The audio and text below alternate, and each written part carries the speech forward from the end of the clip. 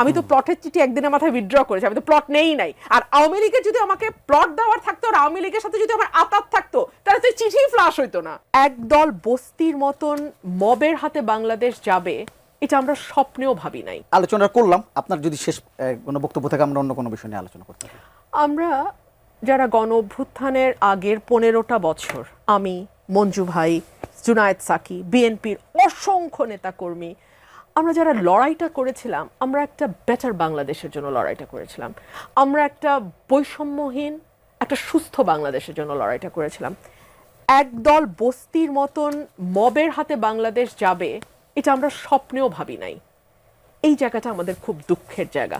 ধরুন, যেই এনসিপির যুগ্ম সদস্য সচিব এত নোংরা কুৎসিত কথা আরেক দলের নেত্রী সম্পর্কে বলতে পারেন, লিখতে পারেন, ফেসবুকে স্ট্যাটাস দিতে পারেন, সেই রকম একটা দল বাংলাদেশে রাজনীতি করছে। আমি জানি তারা নিজেরাও জানে যে তাদের কোনো ভোটার বেস বলতে কিছু নাই, এই কারণে নির্বাচনটা যত পিছনে ফেলা যায়, যত ডিলে করা যায় সেইটার চেষ্টা। নাহলে আজকে আপনারা, আমি একটা ভিডিও লাস্ট শেয়ার করেছি, প্রথম আলোর একটা ভিডিও, যেখানে আপনি দেখবেন যে কিভাবে আতাউল্লাহ, আমি নামও জানতাম না, আতাউল্লাহ উড়ে এসে আমাকে টেনে নামাতে গেছে। সেই ভিডিওটা প্রথম আলোর ওখানে গেছে। তারপরে নির্বাচন কমিশনের লোকজন এবং পুলিশ এসে তাকে ধরে নিয়ে যায়। তো এইরকম একটা বস্তির হাতে বাংলাদেশ এত এক বছর ধরে জিম্মি, এক বছর ইজ আ লং টাইম, দুঃখজনক। একজন দর্শক ফোন করে বলেছিলেন যে বিএনপির যারা হাইকমান্ড আছে তারা এটা নিয়ে কোনো আপনার সাথে কথা বলেছে কিনা? না, বিএনপির হাইকমান্ডের সাথে আমার কথা বলার সময়ও হয়নি, সুযোগও হয়নি। এবং আমার লড়াইটা তো আমি করব, প্রত্যেকের যার যার লড়াই তাকে তাকে করে যেতে হবে। I am fighting my own battle. এখানে দল আমার পাশে দাঁড়ালে আমি খুশি হব। আচ্ছা, আমি একটু অন্য বিষয় নিয়ে যেতে চাই। মুজিবুর রহমান, আপনার কাছে দিয়ে শুরু করি। আজকে আরেকটি বড় ঘটনা হচ্ছে পাকিস্তানের উপপ্রধানমন্ত্রী এবং পররাষ্ট্রমন্ত্রী তার যে বাংলাদেশ সফর, তিনি আজকে অনেকগুলো খালেদা জিয়ার সঙ্গে দেখা করেছেন, তিনি পররাষ্ট্র উপদেষ্টার সঙ্গে মিটিং করেছেন।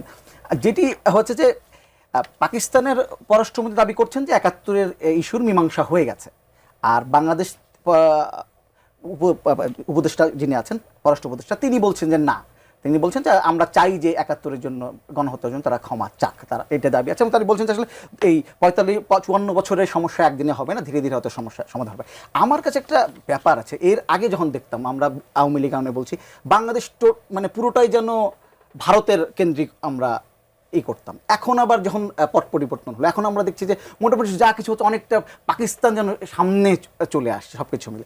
এই বিষয়টা আসলে কি হয় না, আমি ওই লাস্ট কথাটা যেটা রমিন ফারহানা যেটা বললেন সেটাকে একটু টাচ করে পরের আপনার প্রসঙ্গটাতে যাব। প্রথম কথা হচ্ছে, দেখেন, একটা অভ্যুত্থানে যারা নেতৃত্ব দিয়েছে ছাত্ররা, আমি সবসময় এটা বিএনপি নেতৃবৃন্দকে এটা বোঝানোর চেষ্টা করি যে আপনারা এই তরুণদেরকে আপনারাই তো সাহায্য করেছেন, আপনারা কিন্তু এদেরকে প্রশ্ন করেন নাই যে তোমরা কোত্থেকে আসছো, তোমাদের রুট কি, তোমরা হঠাৎ করে এসে এত বড় আন্দোলন কিভাবে করলা।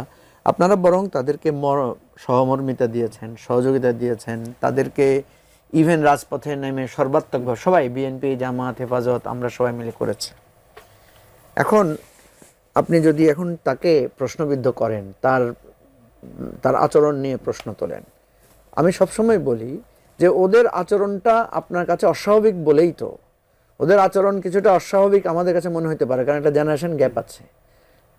অস্বাভাবিক বলেই তো তারা শেখ হাসিনাকে চ্যালেঞ্জ করতে পেরেছে। এবং একটা থিওরি আছে আমাদের পলিটিক্যাল হিস্ট্রিতে, সেটা হচ্ছে কোনো ফ্যাসিবাদকে তার জমানার লোকেরা হারাইতে পারে না, এটা নিউ জেনারেশন মার্চ করতে হয়। নিউ জেনারেশন যখন মার্চ করে তখন কি হয়, তখন ফ্যাসিবাদের লড়াই হচ্ছে আমাদের সাথে। সে আমাদের ক্যারেক্টার জানে, আমাদেরকে জেলে ঢুকাই দিলে, আমাদেরকে এসে মিছিলে একটা গুলি করলে, কারণ আমরা তো আর থানা ভাঙতে যাব না। এই বিএনপিকে ধরেন বহুবার মারা হয়েছে, আমি বহুবার বলছি যে বিএনপি এটা প্রোটেক্ট করে না কেন, কারণ বিএনপি তো এই রাজনীতি করে নাই, বা জামাত তো এই রাজনীতি করে নাই। সবাই চিন্তা করেছে আমরা প্রতিবাদ করব, প্রতিরোধ করব, প্রতিবাদিত করতে দেয় না আপনাকে। এবারে কি হয়েছে দেখেন, এবারে পাল্টা হামলা হয়েছে, পাল্টা চ্যালেঞ্জ হয়েছে। ছাত্রলীগ হামলা করতে এসেছে, ওরা ছাত্রলীগকে বের করে দিচ্ছে ঢাকা ইউনিভার্সিটি থেকে।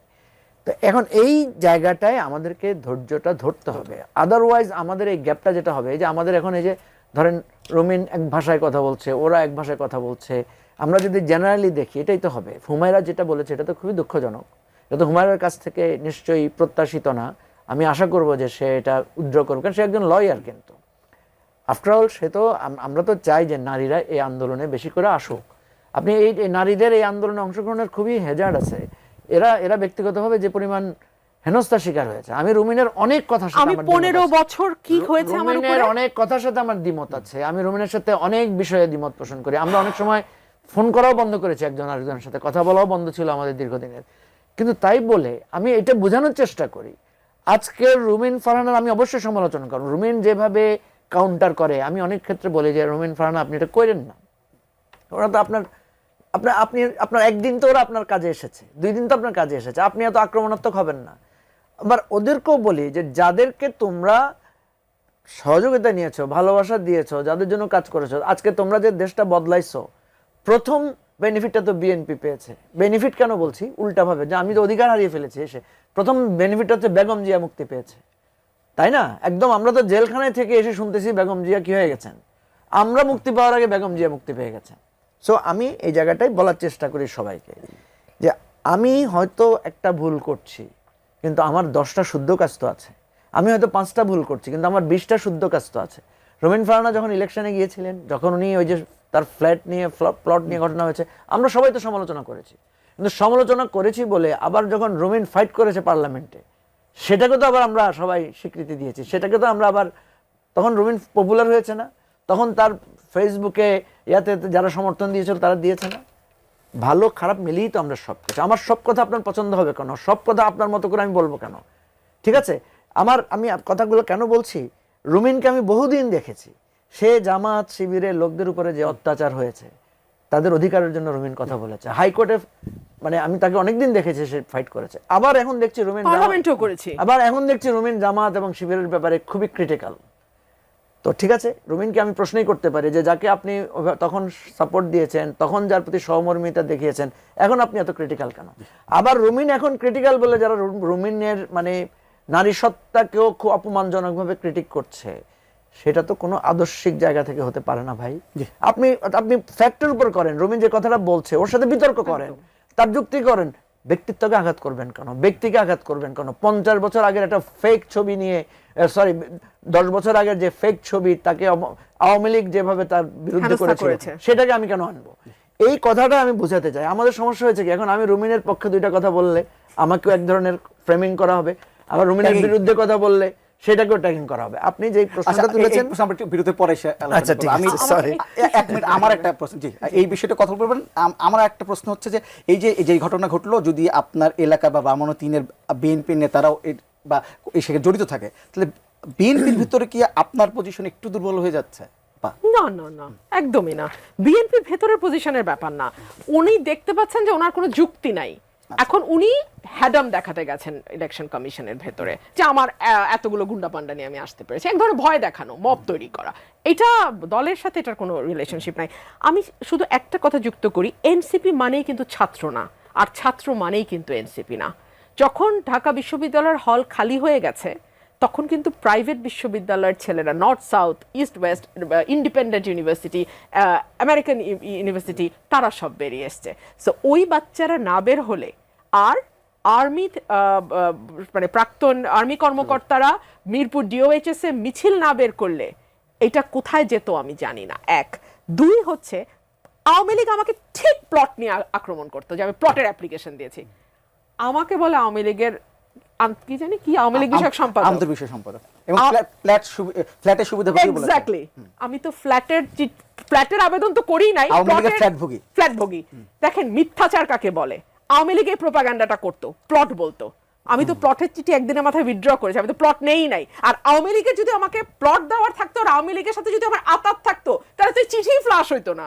এই চিঠিতে আওয়ামী লীগই ফ্লাশ করছে, সো দ্যাট আমি আওয়ামী লীগের মানে আমার সাথে যখন যুক্তিতে পারছে না, তখন ওরা বলবে তুমি তো ফ্ল্যাটের আবেদন করেছো, তুমি তো প্লটের আবেদন করেছো। সেই আবেদনটা কিন্তু আমি একদিনের মাথায় উইথড্র করেছি। কিন্তু দেখুন, ঠিক আওয়ামী লীগ যে ভাষায় কথা বলতো, আজকে আমি একটা ডাকাতের মতন চেহারার ছেলেকে দেখলাম একই ভাষায় কথা বলতে।